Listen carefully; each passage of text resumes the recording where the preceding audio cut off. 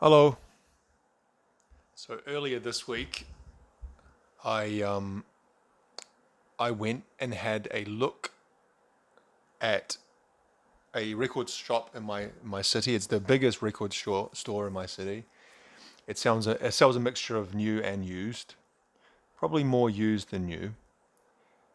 I've talked about it before. It's called Real Groovy Records, and it's been around for about 40 years, 30, 40 years. And like I said, it's probably the most famous and certainly the largest music store in my city, and I think probably in the country. And I've been shopping there since I was a kid, or not a kid, but since I was like early teenager. I think the first time I went there I was probably like 13 years old, I'd say. And it's moved a few times. It's been at about what, one, two, three. I think this is the fourth place it's been, at least in the last 30 years. And it's kind of had some ups and downs, and it very nearly went bankrupt about 10, 15 years ago. But they've managed to survive. And like I said, I've talked about the place before because I kind of, especially nowadays, I have a certain mixed feelings about the place. On the one hand, I'm happy that any retail store selling physical music, whether it be compact discs or vinyl or cassettes or whatever, exists in this day and age because you can't take it for granted and they're almost all gone. And I want to support those places, especially Real Groovy because it has such a long history. And I've spent probably thousands of dollars there over the years. And I've also sold a lot of things there as well. You can go and sell your own, your own stuff, and they'll either give you cash or store credit. I haven't done that for a while, but I used to do that quite often. So, and also the new store where it is now, its new position, it's right in the middle of the city. It's like kind of, it used to be always kind of up the top of town. You had to walk up quite a steep hill to get to it. But now it's right in the center of the city, and I think in a really good. It's got a good location. I like the store space that they have. It's got a good vibe, good lighting. But I just want to get to the bad side. Is that it's no, you can't just say, well, it's shit because it doesn't have many CDs, and CDs are the things I collect. That would be a bit unfair.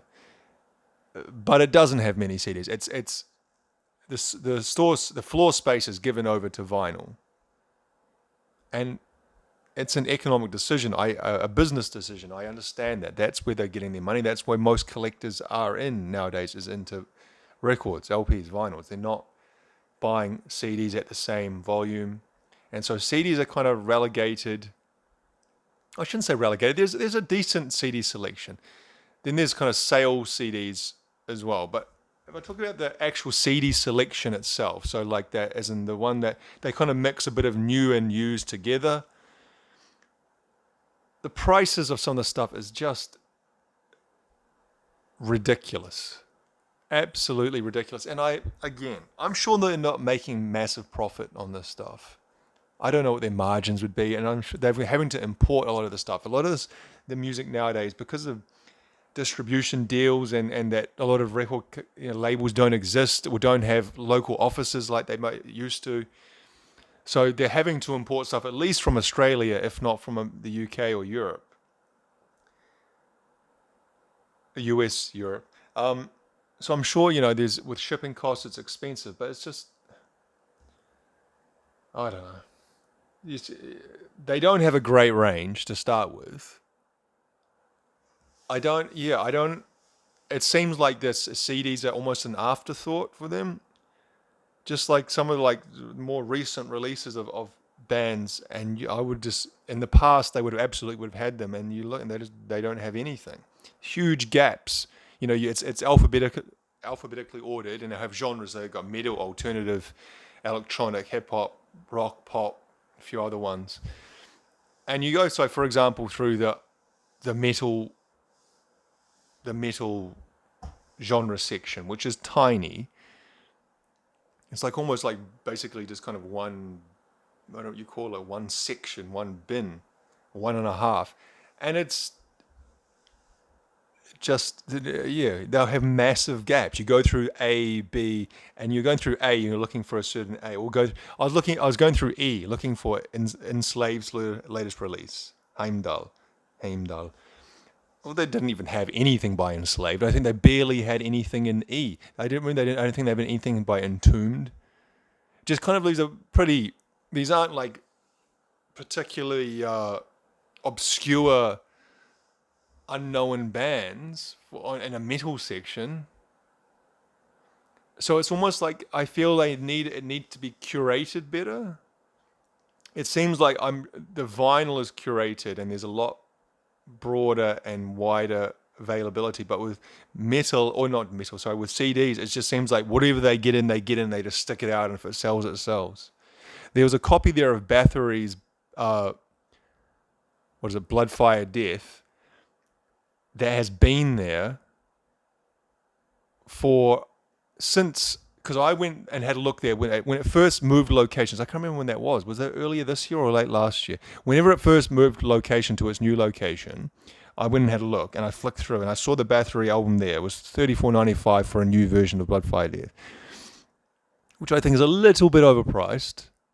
Not wildly, but also, anyway, it hasn't moved. It's still there, however many, the only Bathory album they have. It's not as though they have other stuff there. And it's been sitting there because I think it's overpriced. Yeah, anyway, I'm kind of a bit all over the place. Then they made a post on social media, because I follow them on Instagram, saying, oh, we've got a whole new massive selection of CDs, sale CDs. Sale CDs are the purely secondhand ones that they kind of put these, I'll show you, these price codes on. Blue dot, green dot, and then there's red dot, and a few other ones. And they range from $1 up to, I think, $8 is the most expensive. So that's not bad, not a bad price range, one to $8. But you're not paying for great stuff. It kind of matches.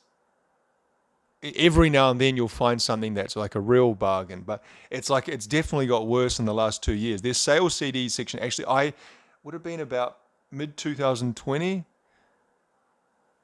maybe a little bit later in 2020, and I went to and had a look in their sales CD stuff there, and there was actually some really good stuff, but it's almost every time I've gone back since then in the last 2 years, it's got progressively worse and worse. And this time they made a big deal out, there's more selection, there's more CDs, we have to give more shelving space to the CDs, to the sales CDs. Yeah, but they're all shit. There's it's almost like an op shop now, and it's not ordered in any way whatsoever. It's just they've just stuck them in. There's random stuff all over the place, and there's like always the sign of shit is what I find in any kind of place selling music is an overpreponderance of classical music. And I'm not saying classical music is bad.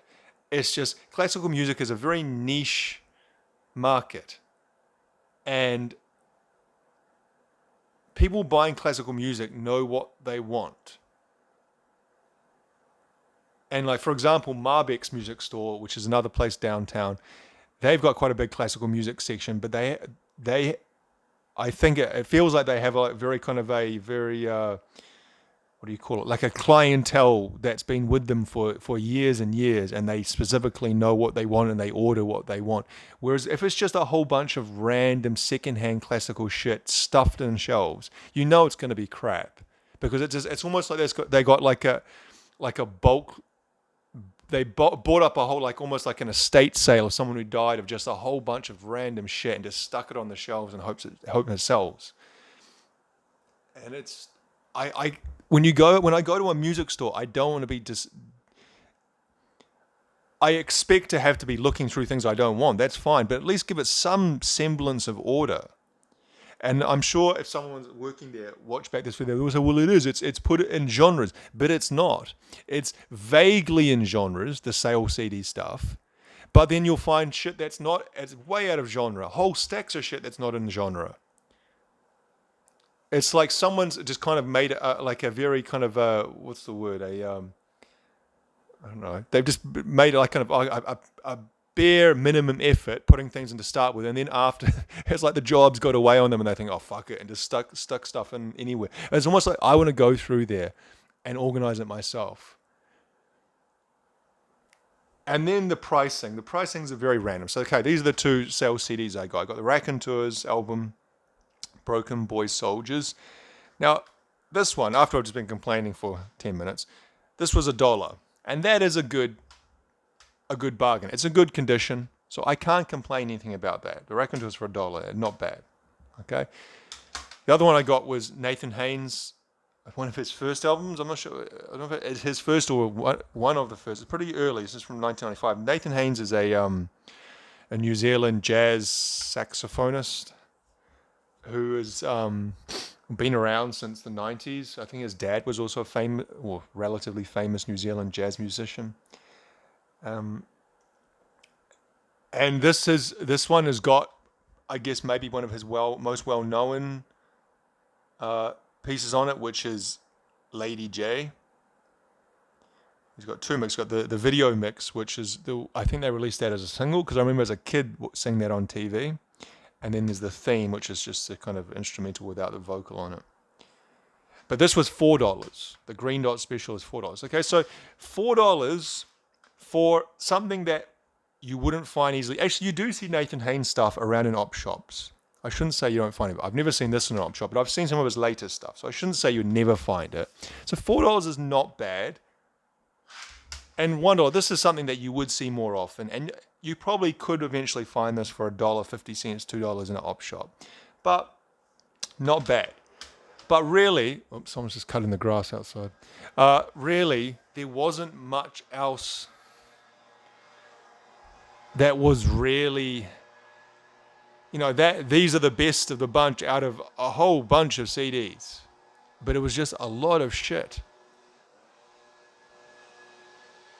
So, what I'd say overall is, fine, I understand the business case of not having a store full of CDs, because that's not what is selling. And you go in there and you can see that there's a way more customers digging through the vinyl bins than there are in the CD section. I get that. I understand that. It would be stupid to say, oh, the whole thing should be CDs. However, with the CDs that you do have, I think they can be consolidated and organized in a much better customer-friendly way. And I think your ordering needs some work on your new stock, because there's just there's multiple copies of things that I don't understand why there's multiple copies of. And then, like I said, whole sections just bare, whole like alphabetical sections, E, F, G, bare with nothing. And you think, you could probably order some things in there, and there would be, interested to know how they do order things. Like I always thought they would at least get the new releases, and then see how they sell. And maybe that's too expensive. Maybe buying single CDs or 2 or 3 copies, you need to be buying in much larger quantities to be making it worthwhile for shipping. But I don't know. I don't think that is true. I don't know enough about the whole ordering, distribution, shipping thing side of it. So maybe it's just. But I do know about organization, and any person could walk there and see that there's shit's not organized. And it's hard to fucking find anything properly because shit's all mixed up. You're like looking at stacks of classical stuff, and you think, okay, well, I don't want to look at classical stuff. But then you'll see random, whatever other genres stuck in the middle of it. And maybe they would say, well, customers have probably moved that around, and that might be true. But then that requires maybe staff cleaning up the sections from time to time. Maybe they do that as well, but I'd say I call in there fairly regularly, even if I don't buy things every time, and shit's always mixed up. So I don't know if I would buy that argument. The other thing I bought is this, which I'm going to make a separate video about. I bought this new. These two are secondhand. This is brand new. Opeth's most recent album in Corda Venum, the extended edition. I'll talk about that a bit more in the other video I do. So this has basically been a moan, a whine, about a subject that probably is not relevant to anyone who watches this, because I don't think many, looking at the metrics of the things of people who watch these videos, I don't think there's any New Zealand viewers. So who knows? But anyway, yeah, I play these or listen to these once each. I'm pretty familiar with the Raconteurs stuff. I've listened to a lot, over the years on. I think I had this illegally downloaded at one stage. It's a good album. It's a good, solid kind of album of that kind. I don't even know what you'd class the Raconteurs as. Oh, they here say alternative rock, garage rock, blues rock, indie rock. And yeah, I'd agree with that. It's kind of like a mixture of straight ahead rock with quite a lot of blues, alternative kind of mixed in. I don't know if I said, but obviously Jack White is the, I don't know, is he the lead singer? He doesn't sing vocals on all the songs, does he? I can't actually think. Most of them, but maybe not all of them. Maybe this. Oh no, it's his lead. And then this is also, like I said, I'm familiar with one or two songs on here, but this is just pretty representative of jazz of that era, mid-90s, 1995. I don't know if you would class him as, what's that phrase they use? Hang on one second. Well, the phrase I think was new jazz, but it doesn't say that. Okay, this was his first album from 1995. That's interesting. And just looking at his Wikipedia, he was born in Takapuna. I wonder what school he went to. Takapuna is a area on the north shore of Auckland. Yeah, anyway, okay, so yeah, I'll make another video talking about the Opeth album, but that was just, I guess, a general moan, complain, and look at some things I bought.